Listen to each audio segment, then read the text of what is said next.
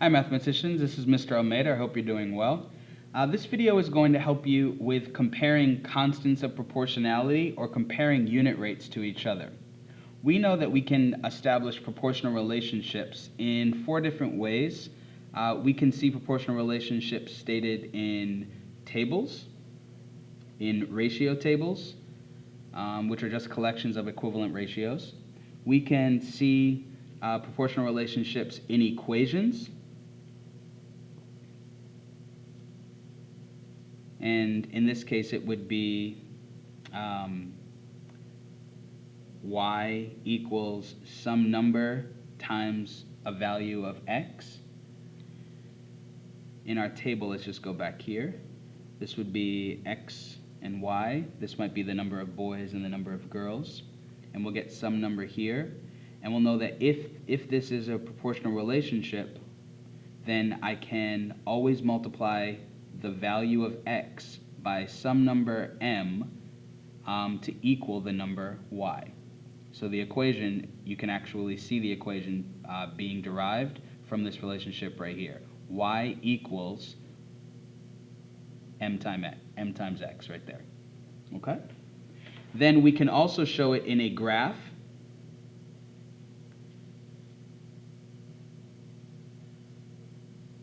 We can say that this value here is the x values and these are the y values. And there's some number that multiplies each x value to equal a y value, and each of these points that I form will be on a line, and this will pass through the origin. And if this line passes through the origin, which is the intersection of the x and the y axis, and it is a straight line, then I will have a proportional relationship. And I can also state it in verbal descriptions.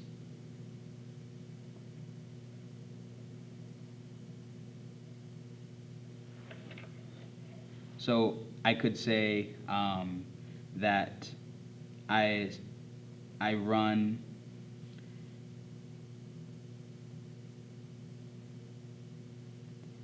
$30 miles in 5 hours at a constant rate.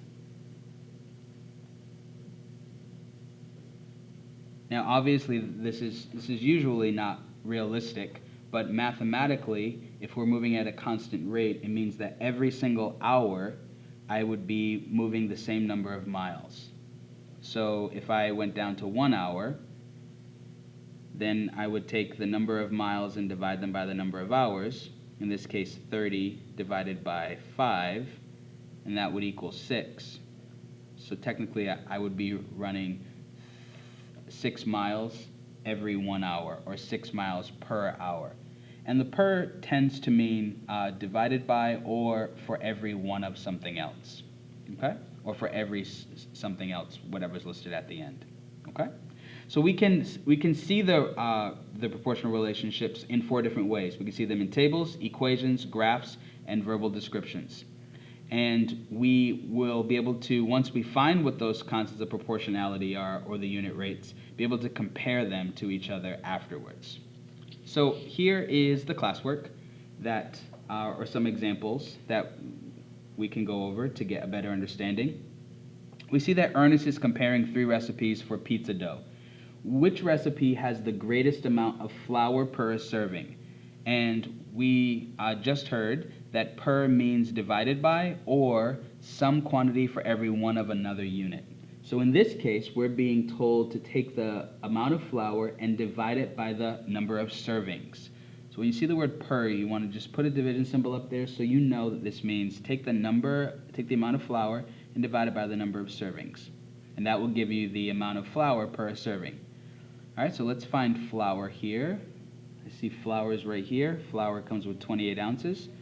So I'll take flour, the amount of flour, so that's flour divided by the number of servings.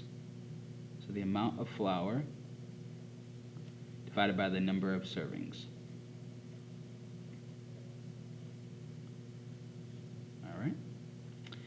and the amount of flour is 28, and I'll divide that by the number of servings, which is 14. And when I divide 28 by 14, I get 2, and that would be 2 what? 2, what unit goes with the amount of flour? Ounces. So that'll be ounces per serving. So 2 ounces per serving. That would be for this recipe right here. Recipe B uses 9 ounces of flour to make 12 servings of dough. So again, using the exact same thinking right here. I'm going to take the amount of flour and divide it by the number of servings. And in this case, I have flour divided by the number of servings. Then I have 9, and this is ounces, divided by, how many servings are there? 12.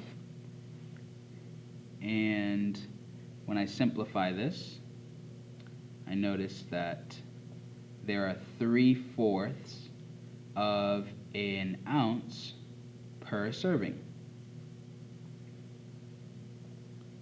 So if I'm just comparing the number of ounces per serving, which is the unit rate or the constant of proportionality, so far this has the greatest amount of flour per serving.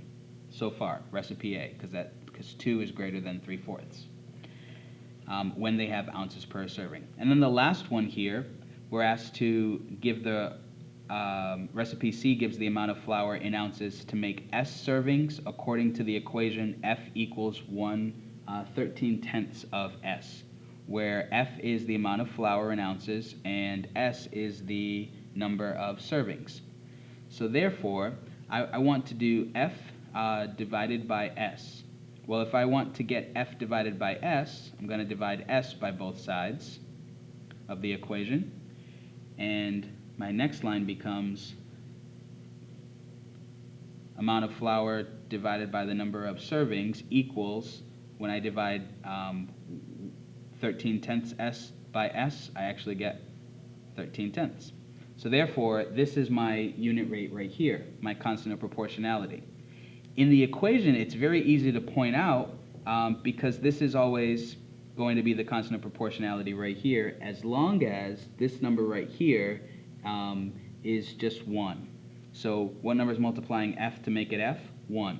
So as long as this right here is just F divided by S, this number right here should be the number that is the constant of proportionality. So this is 13/10 of an ounce per serving. Okay, or 1 3/10 of an ounce. When I look at this and I compare the amount of ounces per serving, I notice that 2 is greater than 3/4 and 2 is also greater than 1 3/10. Therefore, which recipe has the greatest amount of flour per serving? It's going to be recipe A. Okay? So this is how we compare constants of proportionality or unit rates to each other. We're asked to find the greatest amount of flour per serving, so we divide the amount of flour per serving. In this case, the amount was in what units? Ounces. So it's ounces, number of ounces, divided by the number of servings. In each case, we do that, and we get a unit rate, or a constant of proportionality. The constant of proportionality will tell us how many of some quantity for every one of another unit. In this case, it's the number of ounces for every 1 serving. Again, the number of ounces for every 1 serving and the number of ounces for 1 serving.